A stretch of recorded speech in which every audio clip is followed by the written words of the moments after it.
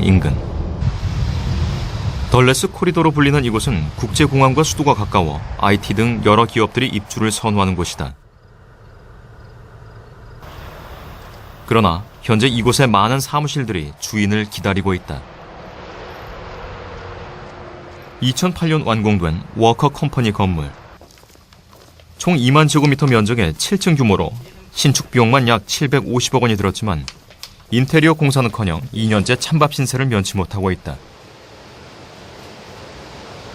Well, for 2 years we've been trying to find customers, and so far we haven't found any. We're here, our little office, but basically there's very little demand or need for new office space even in Washington. And Washington is one of the best office markets in the country, so it's worse in most other places. 건물주인 워커 씨는 현재 2~3명의 직원만 데리고 사무실 임대 프로모션을 진행하고 있다. 워싱턴에서 덜레스 공항으로 이어지는 고속도로 옆에 위치해 입지 여건이 좋은 것에 기대를 걸고 있는 워커 씨. 그는 하루빨리 경기가 나아지길 바라고 있다. Well, I'd say in our immediate market probably about 5. You know, in other words, from here to Dulles Airport. In the whole area, maybe 40 or 50, including Maryland and the District of Columbia. 역시 국제공항에서 멀지 않은 버지니아 챈틀리시. 고속도로 교차로 인근의 2동짜리 고층 빌딩이 텅 비어있다. 총 500억 원을 들여 2007년에 완공한 플라자 이스트 빌딩. 맨해튼 소재 유명 건설 회사가 지은 이 빌딩은 3년 동안 입주 회사를 찾지 못했고 결국 누적되는 금융 비용을 감당하지 못해 얼마 전 은행에 넘어갔다. It takes about 180 square feet per worker. So if you have 15 million unemployed and a large percentage of those are in the service sector, that's a lot of vacant office space. Now the office market has high vacancy. 높은 실업률은 주택 시장에도 직격탄이 되고 있다. 빚을 갚지 못해 은행에 압류된 주택 수가 지난 8월 한 달 동안 약 9만 5천 가구로 월별 사상 최고치를 기록했다. 올해 58살인 빅맥 씨. 그는 2년 전 직장을 그만두면서 정든 집을 은행에 내주고 말았다. So you never come back? No, I don't own a house no more. It was good while I was living here. We couldn't afford it in the beginning, but that's something just can't, just happen. That's it. 한때 13억 원을 호가했던 그의 집은 빅맥 씨가 평생 꿈꾸던 정원 딸린 저택이었다. I'm making pretty good money then. Then as time went on, time got harder, and I just went back to work part time in 2008. I lost the house. Things happen, can't take that back, but I'm moving forward, ain't looking back. 현재는 아파트로 이사해 살고 있다는 그는 다시 일터로 가야 한다며 서둘러 자리를 떠났다. All right.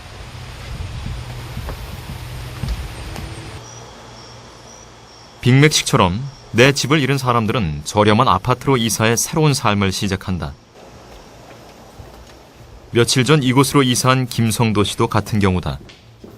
예, 거실도 좀 덜 됐고요. 아직 방도 제대로 정리가 안 됐습니다. 이제 이사 막 들어와서요. 지금 정리하고 있는 중입니다. 아직. 예, 저희가 쓰기에는 그래도 만족합니다. 예. 전에 살던 집에 비하면 턱없이 좁아 살림살이를 대폭 줄였다. 예. 뜻하지 않은 현실이 닥쳐온 것은 금융위기 후 사업이 어려워지면서부터다. 그는 내 집 마련 2년 만에 은행의 압류 통보를 받아야만 했다. 월세를 못 냈죠. 그래서 3번을 못 냈더니 페이먼 3번을 밀렸더니 은행에서 차 편지가 왔습니다. 그래서 앞으로 60일을 줄 테니까 나가달라 해서. 혹시 그때 그 은행에서 그 노티스 온 거 혹시 갖고 계십니까? 그거 안 가지고 있죠. 기분 나빠서 다 끝나고 나서 집 전체 서류를 사실은 버려버렸습니다. 2006년 김 씨는 49만 달러의 주택을 구입했다. 당시 수입에 비해 과분했지만 손쉬운 은행 융자 덕분에 가능한 일이었다. 산지 한 6개월쯤 되니까 감정을 해보니까 54만 불까지 나갔습니다. 자, 그렇지만 그 집을 살 때 제가 낸 돈은 단돈 5천 불. 다시 말해서 거의 한 95% 정도를 은행에서 융자를 받은 거죠. 2000년대 초 대규모 신규 주택단지로 조성됐던 버지니아 센터빌시. 한때는 집값이 100만 달러까지 치솟아도 즉석에서 계약이 성사됐다. 너도 나도 모기지 은행 대출로 집을 샀고 구입 당시 은행 대출은 가짜 서류도 통보될 정도로 손쉬웠다. 그러나 금융위기 이후 주택 거품이 빠지면서 전성기는 마침표를 찍었다. 주택시장 침체로 차압 사례가 증가하자 정부는 특단의 대책을 발표했다. 총 2,750억 달러의 공적 자금을 투입해 주택 보유자들의 모기지 상환 부담을 덜어줌으로써 주택 차압 사태 확산을 막겠다는 것이 주요 내용이었다. 그러나 이 대책의 일환으로 동원됐던 대형 모기지 업체 프레디맥은 홍역을 치러야만 했다. 대책을 시행한 지 석 달 만에 주택 거래는 다시 급감했고 그 피해액을 고스란히 떠안았기 때문이다. So I don't think in that respect it was particularly effective. It just changed the timing. And so I think that if we were to get another tax credit like that, we'd simply see the same thing happen over again, and it wouldn't really solve any of the fundamental problems in the housing market. 주택시장 회복은 미국 경기 회복의 중요한 열쇠다. 그러나 악화일로로 치닫는 주택 문제는 최근 더블딥 우려까지 낳고 있다. 기로에 선 미국 경제. 그 향방이 세계를 긴장시키고 있다. A double dip recession is very possible. I don't think it's probable, but it's a slow recovery, half speed recovery. A slow recovery is vulnerable to outside shocks. There's a lot of potential outside shocks out there. I rate a double dip as probably about a 30% probability. But I don't think it's going to happen. Our projection is for a continuation of modest economic growth in the United States through 2011, and then picking up speed, accelerating in the latter part of 2011 into 2012. Still, the recovery is going to be rather modest. 네, 미국이 얼마나 다급한 상황인지 느끼셨을 겁니다. 네, 최 원장님, 월가와 주택 문제 상당히 동떨어진 문제 같지만 사실은 연결되어 있는 문제라고요. 네, 주택 문제와 월가의 문제는 동전의 앞뒤와 같은 그런 관계죠. 아까 보셨습니다마는 보통 일반 그 월급쟁이가 집을 하나 살려고 하면은 네. 한 수십만 불이 드는데 그 돈의 거의 한 90% 이상은 은행에서 이제 빌리게 돼 있는데. 그 빌리는 것이 1, 2년에 보통 30년 정도 장기 대출을 하거든요. 그러면은 은행 그걸 가지고 이 금융권들은 이 ABS라고 해가지고 Asset Backed Security라 그래서 잘게 쪼개서 굉장한 많은 유가증권을 발행을 하게 돼요.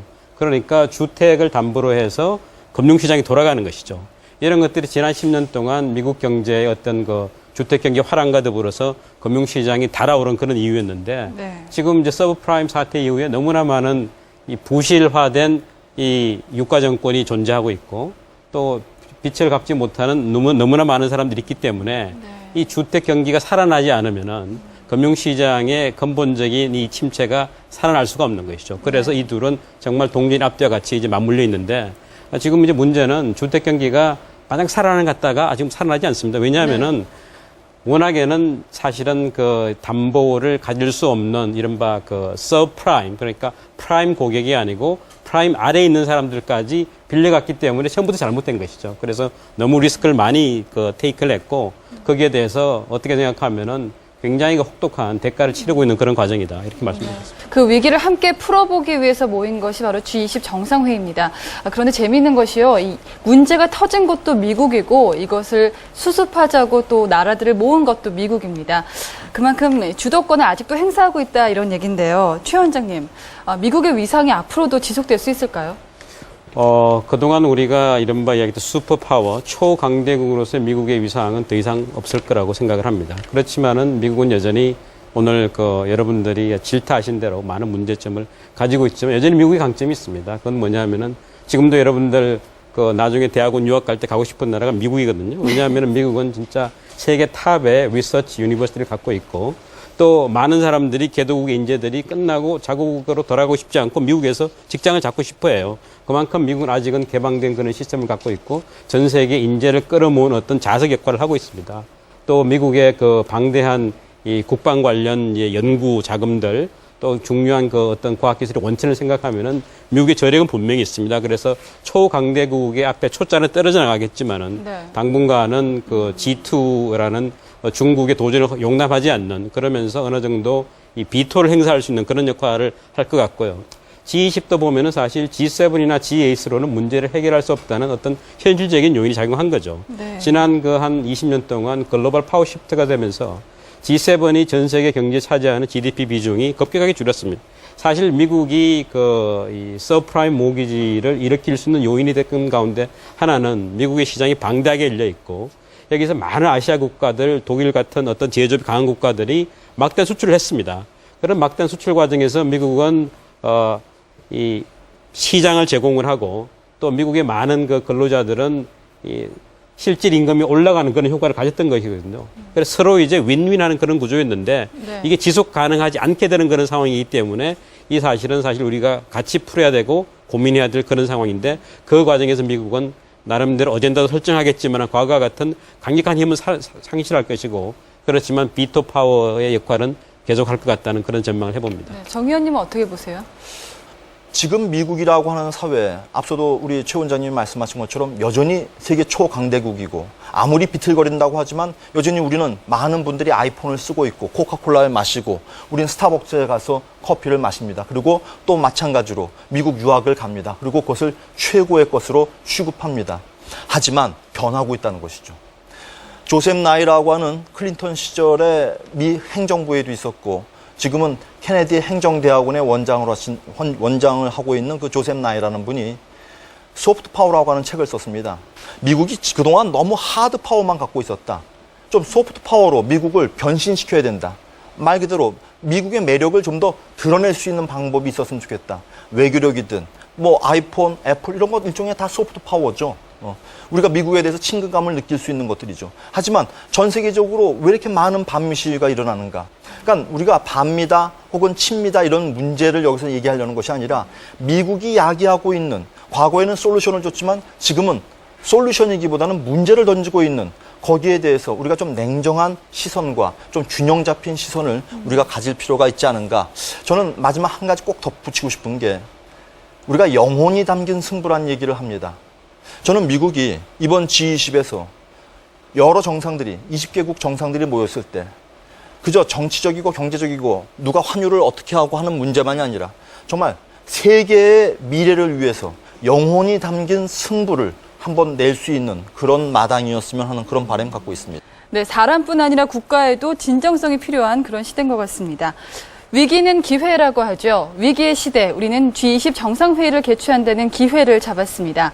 그만큼 대한민국이 세계에 더 큰 목소리를 낼 수 있는 국가로 성장했다, 이런 얘기일 텐데요. 이번 G20 서울 정상회의가 긍정적인 나비 효과를 낼 수 있는 그런 계기가 되기를 기대해 봅니다. 저는 내일 다시 뵐게요. 고맙습니다. Korea, in terms of its historical experience and in terms of its engagement in trying to fulfill the goals of the G20 of shared growth and sustainable growth, is really positioning itself to be a very, very successful chair of a very successful and significant G20.